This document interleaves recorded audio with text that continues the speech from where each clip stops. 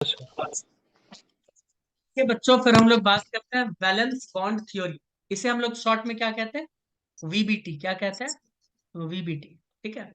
तो देखो, valence bond theory की मदद से हम किसी भी कॉम्प्लेक्स का, ध्यान से सुना, कॉम्प्लेक्स यानी हम इस पैरेंथेसिस के अंदर जो चीज है ना उसके बारे में बात कर रहे हैं, बाहर वाले का बात नहीं कर रहे। तुम बोलोगे ठीक है।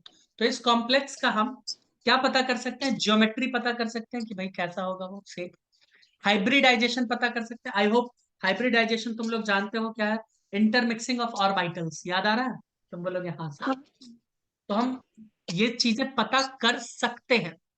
मैं फिर से बता दूं, वैलेंस बॉन्ड थ्योरी में बहुत सारे ड्रॉबैक्स हैं। उन ड्रॉबैक्स को हम मेंशन लास्ट में करते हैं, क्योंकि असली वैलेंस बॉन्ड थ्योरी बहुत सारी चीजों को नहीं बताता है। बट आज के युग में बुक्स और हम सब लोग कुछ चीजें जानते हैं, तो उन कुछ चीजों को इसमें ऐड ऑन करके बहुत सारी चीजें निकाल लेते हैं रिजल्ट। ठीक है। सब लोग यही करते हैं, बुक्स में भी यही लिखा रहता है, लेकिन लास्ट में ड्रॉबैक्स आपको दे दिया जाएगा। ठीक है। तो मैं वैलेंस बॉन्ड थ्योरी अभी जो भी पढ़ाऊंगा, मान के चलना है ये वैलेंस बॉन्ड थ्योरी का है।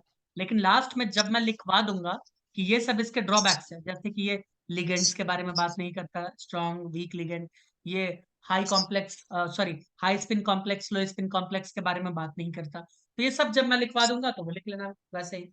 क्योंकि आपसे कभी भी टू द पॉइंट सवाल नहीं पूछेगा कि हाइब्रिडाइजेशन के क्या ड्रॉबैक्स है। अगर पूछ लिया तो वो मैं लिखवा ही दूंगा। ठीक है, कोई दिक्कत?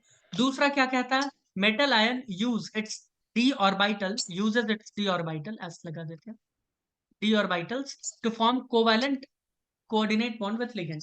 देखो, ये अपना डी ऑर्बिटल तो करेंगे यूज, है ना, ये अपने डी ऑर्बिटल्स तो यूज करेंगे। क्यों? क्योंकि ज्यादातर मैंने बताया था ट्रांजिशन एलिमेंट ही फॉर्म करते हैं कॉम्प्लेक्स। पता है कि नहीं पता है? और डी ब्लॉक के ही एलिमेंट्स को तो कहते हैं, क्या कहते हैं? Transition element. पता है ना? ट्रांजिशन। हाँ, तो हाँ सर। ज्यादातर वही होते हैं। इसके अलावा before this metal ion mix its orbital which is known as hybridization. हम जानते हैं इंटरमिक्सिंग ऑफ ऑर्बिटल्स को क्या कहते हैं दोस्तों? हाइब्रिडाइजेशन कहते हैं। आइए इसके बारे में थोड़ा सा और डिटेल में बात करते हैं। मैं यहाँ लिख रहा हूँ कोऑर्डिनेशन नंबर। ये क्या है? Coordination number. कोऑर्डिनेशन नंबर क्या होता है जरा बता।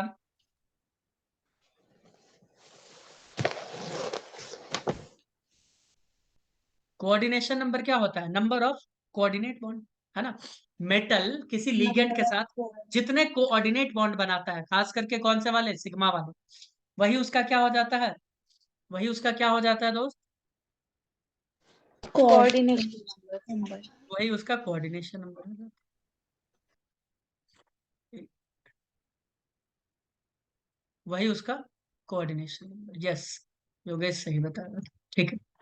तो कोऑर्डिनेशन नंबर अगर किसी का दो होता है, तो तुम खुद बताओ, ये ए नाम का लिगेंड है, ये बी नाम का लिगेंड है, और ये एम मेटल है। कैसा शेप होना चाहिए? केमिकल बॉन्डिंग अगर पढ़े हो तो लीनियर होगा। सिंपल सा, लीनियर। ये क्या होगा? लीनियर, ये तो जानते ही हो। तो ज्योमेट्री कैसा होता है? लीनियर। और हाइब्रिडाइजेशन क्या हो जाएगा? हाइब्रिडाइजेशन होता है एसपी। यहाँ पे क्या हो जाएगा? हाँ। एसपी। दूसरा, अगर कोऑर्डिनेशन नंबर 3 है, तो ये होता है ट्राइगोनल प्लेनर। क्या होता है दोस्त?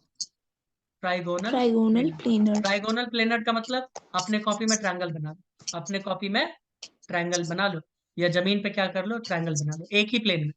क्या है? तीनों एक ही प्लेन में, है ना? ठीक है। इसका हाइब्रिडाइजेशन होता है sp2।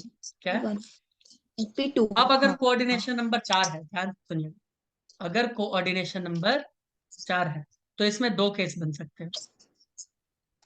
ठीक है। एक केस हो सकता है कि जब ये टेट्राहेड्रल बन जाए, तुम बोलो हाँ टेट्राहेड्रल तो हमने सुना, और उसका हाइब्रिडाइजेशन होता था sp3।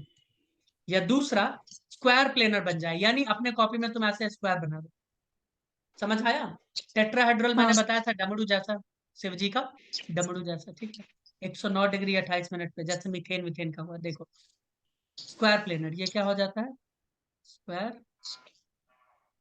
प्लेनर। Square planar. अब इसका हाइब्रिडाइजेशन क्या होता है?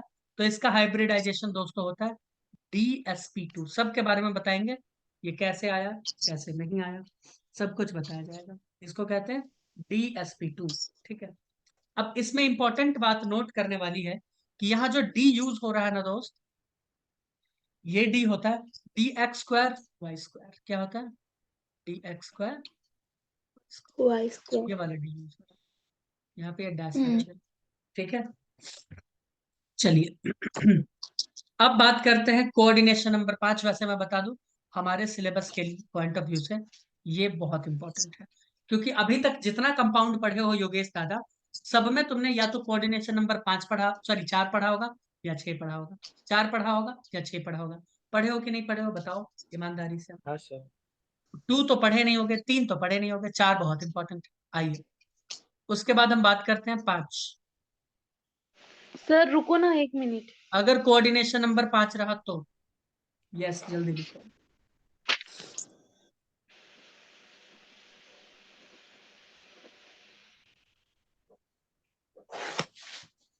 हो गया? हो गया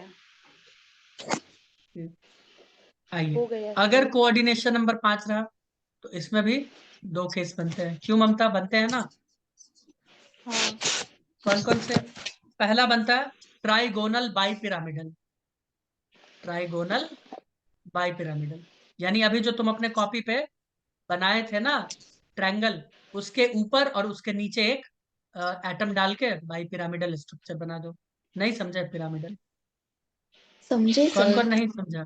अरे जो नहीं समझा वो देखो, एक नीचे एक ऊपर ऐसे जोड़ दो, और एक नीचे से ऐसे जोड़ दो। समझ में आया? तो हो गया ना ट्राइगोनल बाई पिरामिडल। 5 इलेक्ट्रॉन दिखाने थे, 3 तो इधर हो गए, एक ऊपर एक नीचे हो गया, सबको जोड़ दो। ठीक है, ये हो गया trigonal bi pyramidal. Trigonal bi pyramidal अगर कोई बनता है तो उसके लिए इलेक्ट्रॉनिक कन्फिग्रेशन हम क्या लिखते हैं? DsP3। क्या लिखते हैं? DsP3. DsP3 या फिर sp3d। sp3d। तुम बोलोगे दोनों में अंतर क्या है, तो इसमें इनर डी ऑर्बिटल यूज हुआ है, इसमें आउटर डी ऑर्बिटल। यही अंतर।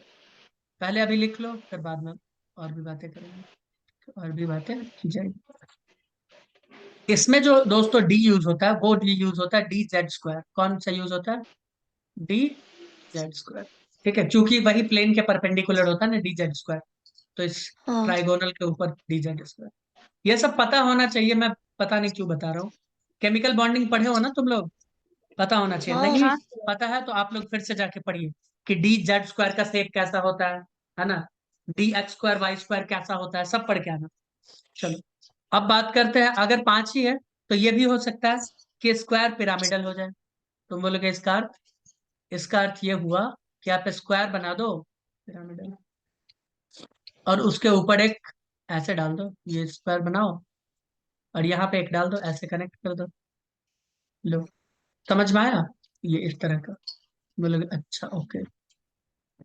इसका इलेक्ट्रॉनिक कन्फिग्रेशन क्या होगा? इसका इलेक्ट्रॉनिक कन्फिग्रेशन होता है सेम DsP3, क्योंकि कोऑर्डिनेशन नंबर तो सेम है ना, या sp3d। ठीक है, और इसमें जो डी यूज होता है वो यूज होता है d x square y square. चलो इसको मैं बक्से में, इसमें जो यूज होता है डी एक्स स्क्वायर। ठीक है, हम्म. ओके। अब 6, कोऑर्डिनेशन नंबर जब 6 रहेगा, ये भी हमारे लिए बहुत इंपॉर्टेंट है, क्योंकि तुमने ज्यादातर कंपाउंड 4 या फिर 6 वाले ही देखे हैं। तो ये बनाते हैं ऑक्टाहेड्रल। क्या बनाते हैं? Octahedral. ऑक्टाहेड्रल। ऑक्टाहेड्रल शेप सबको पता होगा, नहीं पता है तो देख लो। पहले ऐसे 4 दिखा दो प्लेन में, एक ही प्लेन में स्क्वायर बना दो, फिर एक ऊपर एक नीचे, हो गया ना 6। एक यहाँ पे एक यहाँ पे एक यहाँ पे एक यहाँ पे, 6 बन गए ना। यहाँ से जोड़ो, यहाँ से जोड़ो, यहाँ से जोड़ो, यहाँ से ऐसे करके जोड़ दो, फिर नीचे भी जोड़ दो, ऐसे ऐसे हो गया ऑक्टाहेड्रल। ठीक है, तुम बोलोगे हाँ हम्म. ये सब पता ही है तुम लोगों को। ठीक है, हाँ सर। इसका यस इसका इलेक्ट्रॉनिक सॉरी हाइब्रिडाइजेशन क्या होता है? इसका हाइब्रिडाइजेशन होता है D2sp3। क्या होता है? Beta Q D2S3. D2sp3, या तो sp3d2। इसमें जो D यूज होता है दोस्त, वो d z square and d x square y square. ठीक है, हाँ. चलिए ओके। अब हम थोड़ा सा बात करते हैं लीगेंड के स्ट्रेंथ का। अभी जो मैं लीगेंड का स्ट्रेंथ बताऊंगा, स्ट्रेंथ मतलब कौन ज्यादा और जल्दी लोन पेयर या इलेक्ट्रॉन डोनेट करते हैं किसको? सेंट्रल मेटल आयन को। किसको दोस्तों? सेंट्रल मेटल आयन को।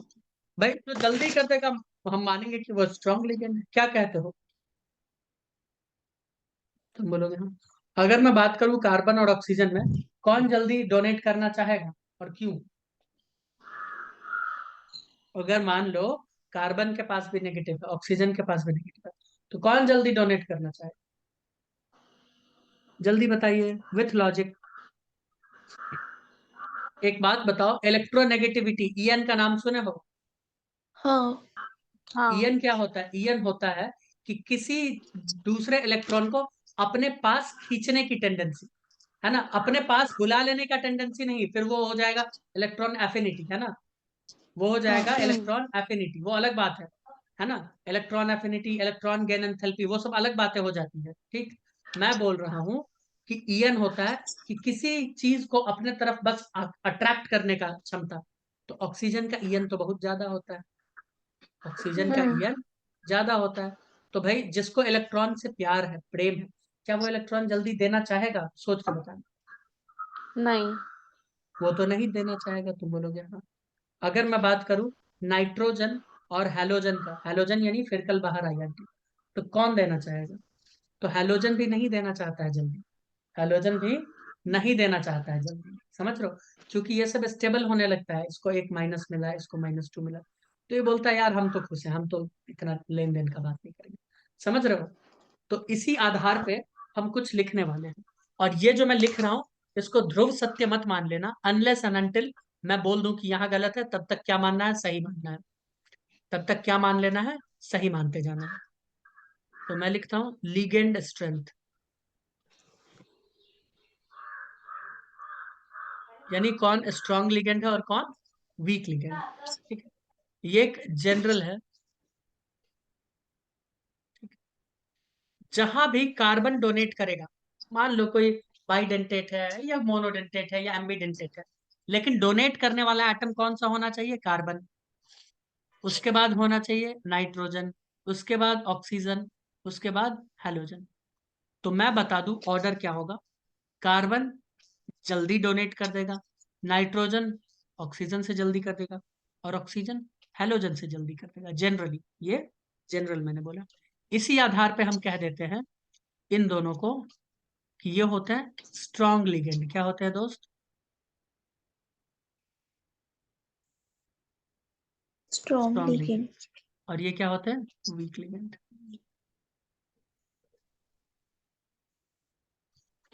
जब मैंने ये जनरल कंसेप्ट यूज किया है तो तुमको पता होगा कि ये 100% सही नहीं है, ठीक है। लेकिन आपका सवाल अभी सॉल्व होगा, सब सवाल सॉल्व होगा, टेंशन मत लो। तो इसको कहते हैं डोनेशन ऑफ, ऑफ नहीं, donation strength of ligand, of, ठीक है। हाँ। हाँ, अब सुनते जाना कुछ इन दोनों के बीच में स्ट्रॉन्ग और वीक लिगेंड के बारे में कुछ कुछ बातें मैं लिखने वाला हूँ। अगर हो गया तो मैं लिखूंगा, फिर हाँ मैं हो गया। एग्जाम्पल्स देकर बताऊंगा, ठीक है। जल्दी जल्दी लिखते जाएंगे, है ना, क्योंकि ये सब अगर हो गया फिर तो सवाल ही चलेगा। पहले मैं लिखता हूँ स्ट्रॉन्ग लिगेंड। स्ट्रॉन्ग में भी किसको अभी लेके चलना है? कार्बन एंड नाइट्रोजन जो देने वाले एटम, ठीक है, स्ट्रॉन्ग। इधर कौन हो जाएगा? वीक लिगेंड, ठीक है। देखते जाओ, स्ट्रॉन्ग लिगेंड मैं ऐसे लिखता हूँ, इट कैन पेयर, ऐसे लिखना, it can pair D electron, it can pair D electron if required. Strong ligand pairing करवा सकते हैं इलेक्ट्रॉन का, कैसे अभी देखेंगे। दूसरा, कैन नॉट पेयर,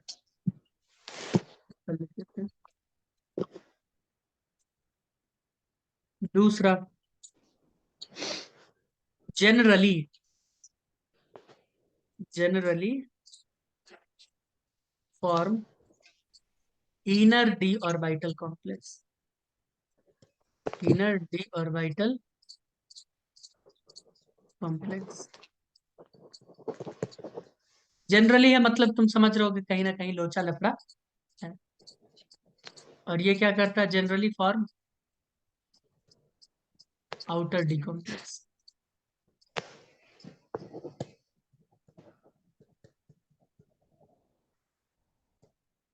उसके बाद जनरली फॉर्म, ये तो वैसे मुझे लिखने का मन नहीं था, तुम लोग समझ ही जाओगे, डायमैग्नेटिक कॉम्प्लेक्स।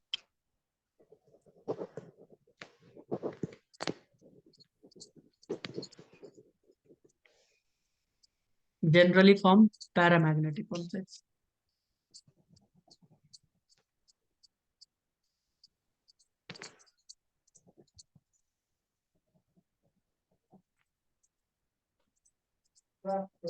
ठीक है, इसमें लिखोगे ड्यू टू पेयरिंग। एक बात तुम लोग मुझे बताना, कोई इलेक्ट्रॉन अगर पेयर में रहेगा और कोई अगर इलेक्ट्रॉन अकेला रहेगा, तो ज्यादा स्पिन कौन दिखाएगा? जो पेयरिंग में रहेगा वो ज्यादा इधर उधर स्पिन दिखाएगा, या जो अकेला रहेगा वो? जो अकेला रहेगा वो। बिल्कुल। तो जो अकेला रहता है वो हाई स्पिन कॉम्प्लेक्स बनाता है, और जो पेयरिंग में रहता है वो लो स्पिन कॉम्प्लेक्स बनाता है। तो due to pairing spin of electron decreases, spin of electron decreases, so they form low spin complex, so they form low spin complex। इसमें क्या लिखोगे? पेयरिंग होता ही नहीं है। मैं ऐसे लिख देता हूं, तुम लोग अपना पूरा लिख लेना, मेरे पास जगह नहीं है। पेयरिंग नहीं हुआ तो स्पिन क्या हो गया? ज्यादा, तो हाई स्पिन कॉम्प्लेक्स। इसी को तुम लोग अपने शब्दों में लिख लो। ठीक है, अब जितनी बातें मैंने लिखी है उस सब को समझाने के लिए मैं 3-4 एग्जाम्पल्स लूंगा और अच्छे से समझाऊंगा। ठीक है? हाँ। Okay.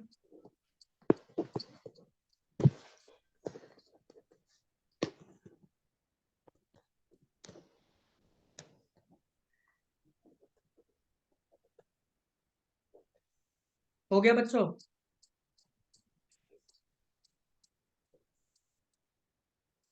अरे हो गया। रुको एक सेकेंड। हो गया, एक सेकेंड। हाँ, हो चलिए, गया। ममता, ओमकार, तुम लोगों ने लिखा?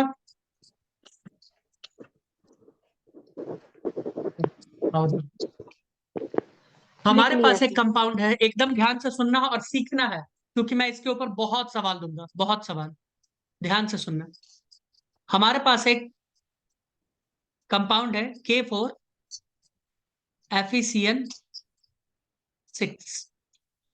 तुम बोलोगे हमेशा तो यही लेते हैं, ठीक है, यही लेते हैं।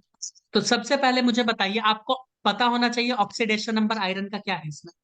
K4 है तो यहाँ -4 आ जाएगा, यहाँ -6 जो घूम के इधर जाएगा तो +6 हो जाएगा, तो इसके ऊपर आ गया +2। कितने लोगों को चमका ये बात? हाँ, चमका। चमका सभी लोगों को। Fe+2, अगर Fe+2 में है तो इसका इलेक्ट्रॉनिक कन्फिग्रेशन क्या होने वाला है?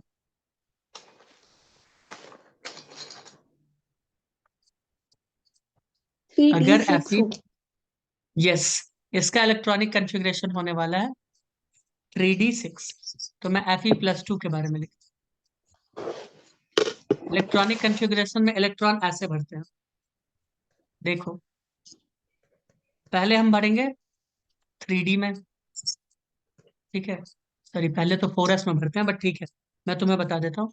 3d6 है यहाँ पे, 4s यहाँ पे 0 हो गया, 4s था ना, उसका 2 इलेक्ट्रॉन निकाल दिए, 4p यहाँ पे 0 हो गया। उसके बाद आप लिखोगे 4d, है ना, डी वाला लिखना। तुम बोलोगे ठीक है, ये ध्यान से देखते जाओ और सीख जाओ। अभी इलेक्ट्रॉन सब डी में है, तुम बोलोगे हाँ, आइए इसका बक्सा बनाते हैं। ये डी मैंने बना दिया, ये मैंने 4s बना दिया, ये मैंने 4p बना दिया। अभी पी तक का ही जरूरत है, ऐसे जरूरत तो खैर उसका भी नहीं है। एक, 2 3 4 5 हो गया। 1 2 3 4 5 6 हो गया। कोई नहीं, एक मिटा देते।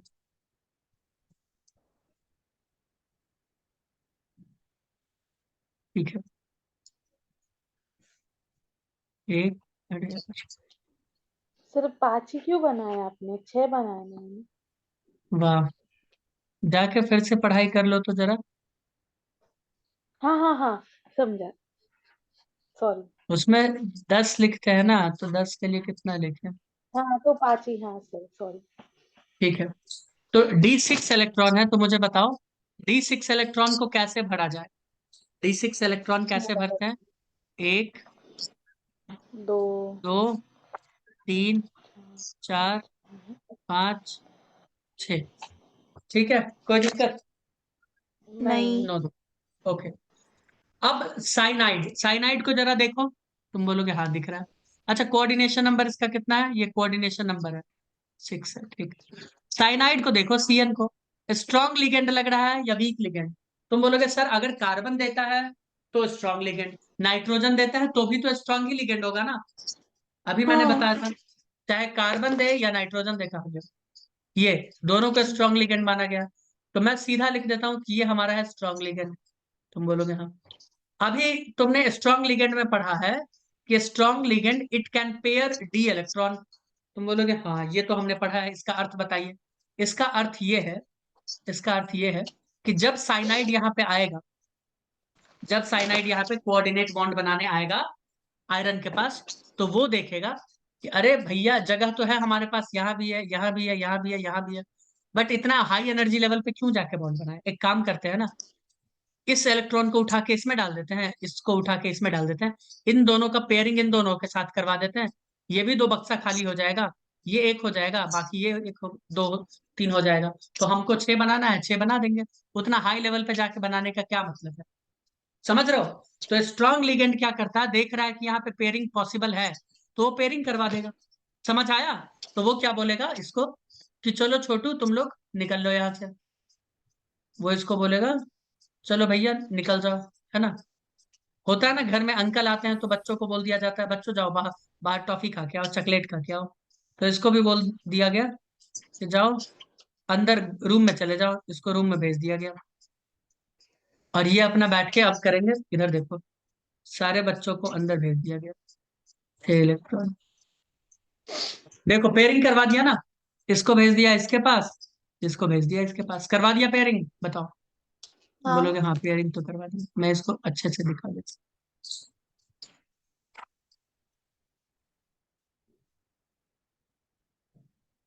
पेयरिंग करवा दिया। अब जब पेयरिंग हो गया, अब इसको कितना चाहिए? कोऑर्डिनेट बॉन्ड देखो कितना बनाना है, 6 बनाना है, तो बना देगा 6 आराम से। कैसे बनाएगा देखोगे? ऐसे बनाएगा ये। हाँ।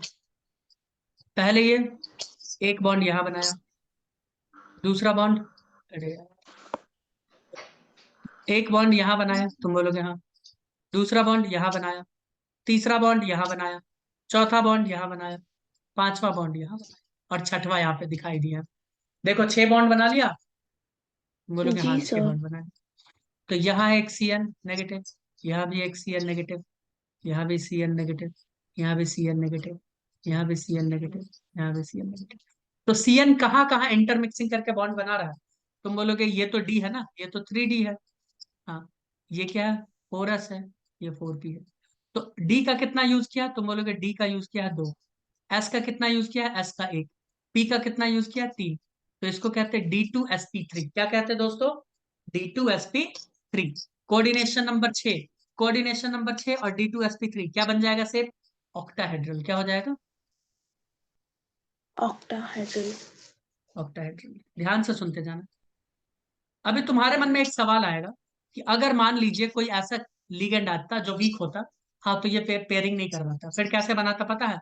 S एक लेता, 3 इधर लेता, और D का इधर 2 बक्सा ले लेता। समझ में आया? तब वो बाहर वाला D यूज करता ना, बोलो बोलो, तब तो वो हाँ बाहर हाँ। वाला डी यूज करता। और बाहर वाला डी यूज करता तो उसका इलेक्ट्रॉनिक कंफिग्रेशन क्या हो जाता? SP, एक S, 3P, और बाहर वाला D 2 ले लेता ये, तो उसका हो जाता है SP3D2। क्या हो जाता है? sp3d2, तो वो डी वाला अगर यूज करता तो वो होता आउटर डी। ये क्या अंदर वाला डी यूज कर रहा, अपने घर का ही डी यूज कर रहा। देखो ना, 3 वाला ही यूज कर रहा, 4 वाला यूज नहीं कर रहा।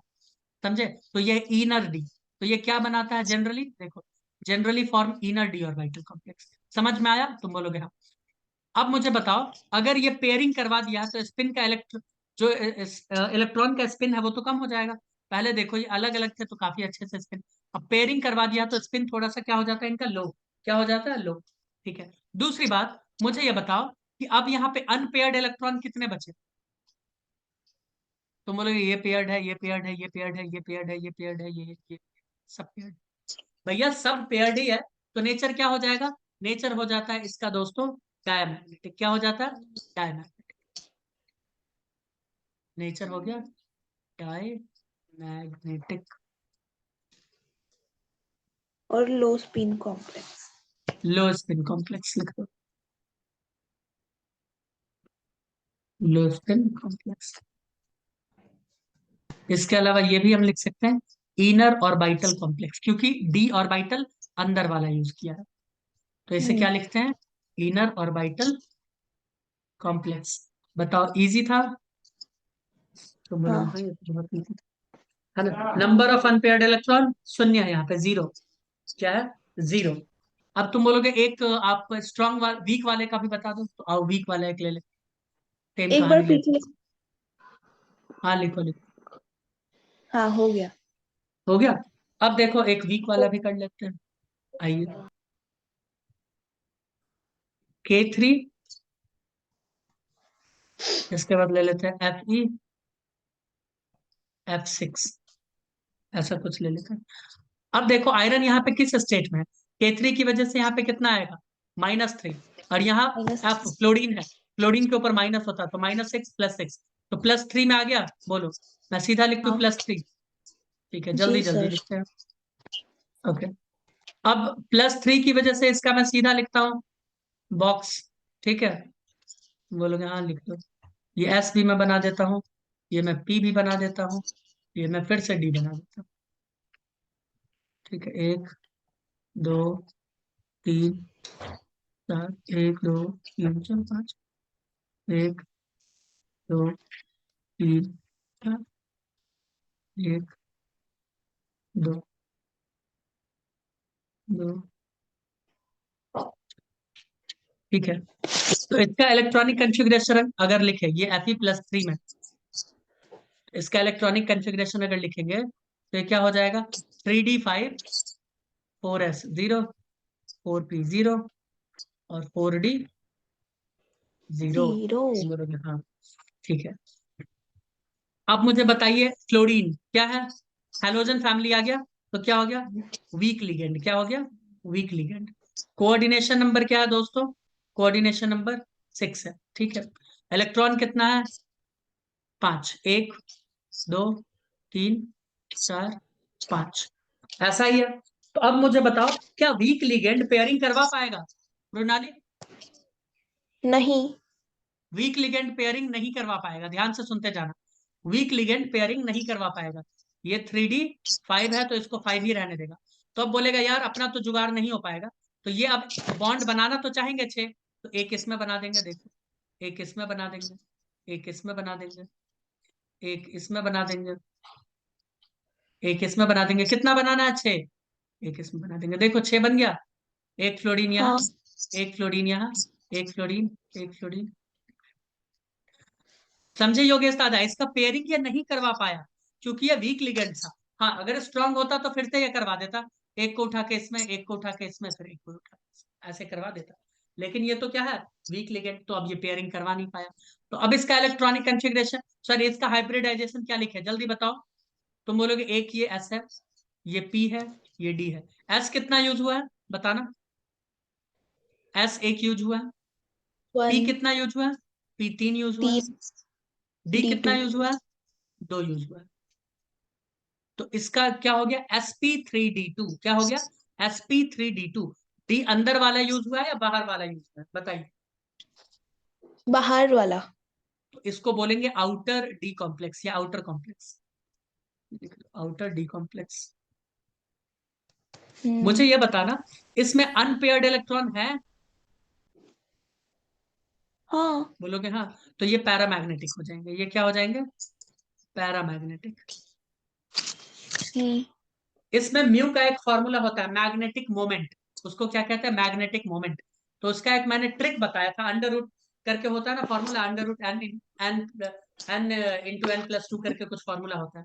तो मैं बोल रहा हूँ कि मैग्नेटिक मोमेंट का एक ट्रिक याद रखना, मैंने बताया भी था वैसे, कि जितना नंबर ऑफ अनपेयर्ड इलेक्ट्रॉन है उतना ही पॉइंट कुछ कुछ कुछ, यानी कितना है? अनपेयर्ड इलेक्ट्रॉन 5, तो मैग्नेटिक मोमेंट हो जाएगा 5 पॉइंट कुछ कुछ कुछ। ऑप्शन आएगा तो दे देना जवाब। वो पॉइंट में चेंज थोड़ी करेगा, वो कहीं लिखेगा 5, कहीं 4, कहीं 3, कहीं 2। तो म्यू का वैल्यू क्या हो जाएगा? मैग्नेटिक मोमेंट का वैल्यू 5। ये क्या बनाएगा? High spin complex. क्या बनाएगा? हाई स्पिन कॉम्प्लेक्स, क्योंकि यहाँ पेयरिंग नहीं हुआ है। हम्म। ठीक है, बताओ कोई दिक्कत है क्या? और शेप? अच्छा, शेप तो वही होगा ना, शेप तो वही होगा, शेप तो वही होगा क्योंकि वो बॉन्ड की वजह से होता है। शेप क्या? कोऑर्डिनेशन नंबर 6 है ना, तो वही शेप होगा। क्या? ऑक्टाहेड्रल। क्या होगा? ऑक्टाहेड्रल। लिख देखिए। नहीं। सर ठीक है, पिछला वाला पेज दिखाइए ना एक बार। तो चलिए हम लोग मिलते हैं नेक्स्ट क्लास।